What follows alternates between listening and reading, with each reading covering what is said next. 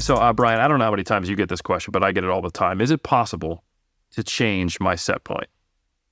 Now, do you get that question a lot? Yeah. I got it this morning, actually. There you go, right? Yeah, you get it a lot, and the answer is,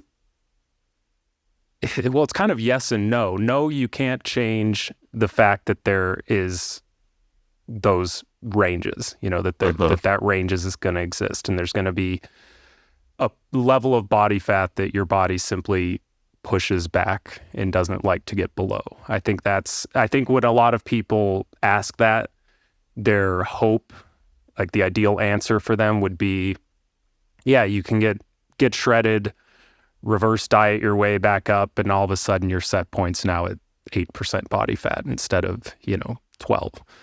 Yeah. And so that's just simply not the case. So but there's a huge behavioral and environmental component to kind of where these lines are at, especially the upper end. I think the lower end is significantly more fixed than the upper end, and that's largely dictated by environment.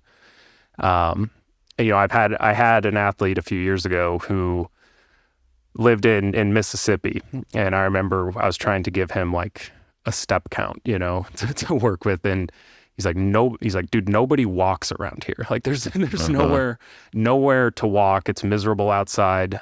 And so naturally, I think, you look at different regions of the country, some environments are just more prone to, its residents being obese. And I think that's, the reality of it is, your habits and your environment play a significant role in where your body likes to hang out.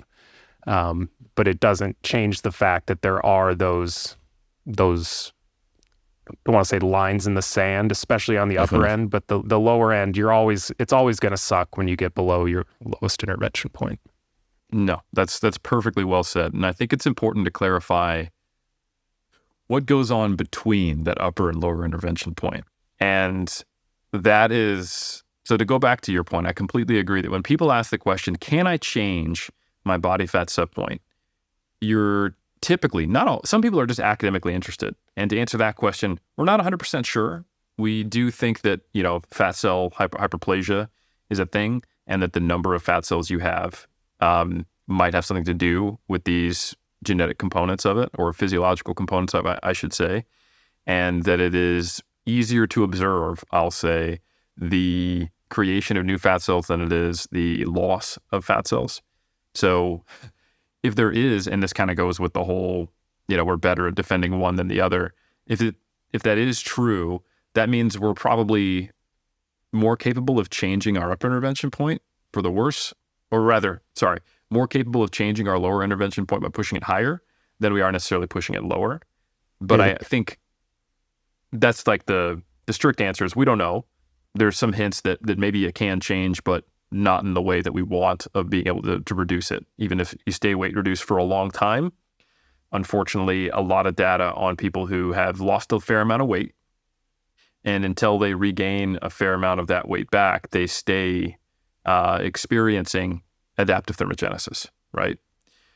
But I think the question is also implying, in most cases, and someone's not just asking an academic question, it's asking from a place of frustration, one, because they're talking about their set point, which they see as a genetic thing, which is linked to determinism, right? So this is, I have no agency here. Can I change this unfortunate reality I'm in? Like my genetics I'm stuck here, is what it feels like. Can I change it? And I think the good news is to know that despite the fact that you probably can't change it, at least not in the way we want, you might be able to make it worse, is that that's probably not the thing holding you back. Most people who are struggling with their weight and struggling with unintentional weight gain and overconsumption that passively drives their weight up, in, I would say, more than 9 out of 10 cases, it has to do with the environment. And when I say environment, I literally mean, if we're using this kind of model, everything that is not physiological. That means deciding to change your nutrition habits, lifting weights, your step count going up. These are all things that are in your control. Those are considered environmental changes, and they can make a really substantial difference. And you were talking about how different societies observe different things. I mentioned briefly about hunter-gatherers, pre-agricultural folks who were basically all hanging out at or below around their lower intervention point and have experienced food scarcity. They're basically the typical, like you see the same kind of parallels in overtrained, low energy availability, experiencing minimal symptoms of REDS endurance athletes in the modern world. People who are underfueling for their sport, right? That parallel exists in hunter-gatherer societies, and their energy expenditure is lower than you'd predict based upon their activity because they're seeing downregulation of other areas. But there's a really interesting thing that you can do is look at some of the research on post-agricultural, but still non-industrial societies. So, for example, if we think about like Quakers or other traditional people living in some of the colonial nations like Canada and the United States, like the Amish, for example. There was a really cool study by Bassett and colleagues where they looked at the physical activity and body composition of just under 100 Amish men and women from a community in Ontario, Canada. They did not use electricity or gas power, and like 8 out of 10 men were farmers, and the majority of women, 7 out of 10, were housewives or homemakers. And what they did was they gave them pedometers, they tracked their step count, and they assessed their body composition. And they found, and again, they're making all their own food. Okay, so even though it's post-agriculture, it's more quote-unquote modern, they're at that point in society where we start to see far fewer infant mortality deaths and people have food availability, yet they still have to be quite active to do it, right? Yeah. So the men were walking, on average, 18,425 steps per day. And even the women were walking 14,200 steps per day, because there's a lot of activity that goes into chores, and we don't realize just how good we have it in modern society, like dishwashers, washing machines, even irons, stuff like that, right? So anyway, the body fat percentage on average for the men, 9.8% body fat. So, and the women, it was a little bit higher, but it's also heavily confounded by the fact that they're, and I don't mean this to like degrade them, but like they're pregnant most of their adult life. So it's very challenging to get, kind of what would their body fat percentage be if they were in a more, typical hormonal state. Not that there's anything wrong or atypical about being pregnant, but it is a unique physiological state, right? So anyway, I think it's interesting looking at that data in the men is they're highly active, but also they're eating. So these guys are consuming, if you look at some other research on Amish, folks are on average like 3,600 calories a day.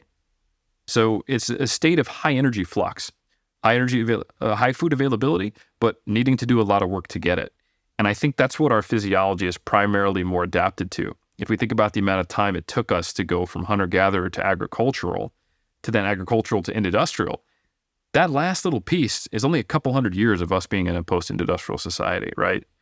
So when we see our activity levels go down, things get dysregulated, When we talk now about what is considered sedentary of, roughly under 5,000 or 4,000 steps per day, and getting above that up into like the 7,000 to 10,000 steps per day is when we start to see like reductions in all-cause mortality and better health. And that's kind of like that's like the minimum threshold of what I would describe as a normal metabolic regulation level of activity. And below that, it starts to disrupt metabolic health and hunger, and it leads to passive overconsumption.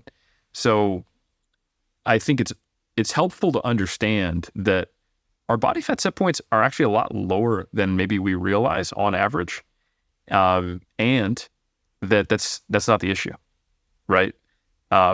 Considering where like the Amish are in terms of this kind of looking at that, and then looking at where modern society is, we start to see that there's all these converging factors that make it very challenging.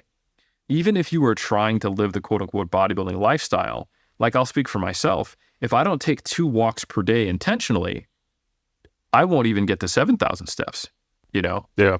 So it's hard. even as someone who dedicates their life to trying to be as healthy and as fit as possible, and specifically trying to compete in a sport that rewards a leaner physique, in modern society, it's probably harder for me to chill around my lower intervention point, knowing what it is, having studied it, and actively been lifting weights for 20 years to try to be as muscular and lean as my walk around physique as possible, compared to a dude who's like, yeah, I get up, I pray, and then I farm the fields and I feed my 45 kids, and that's it.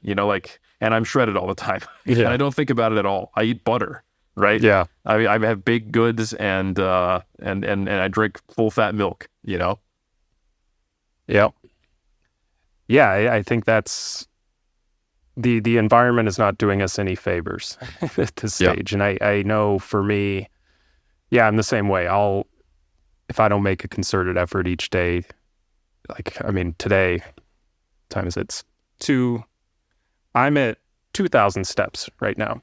It's been a relatively low active day for this time, but I've been stuck in a chair most of the day. But yeah, I think people really overestimate how much they're actually expending throughout the day.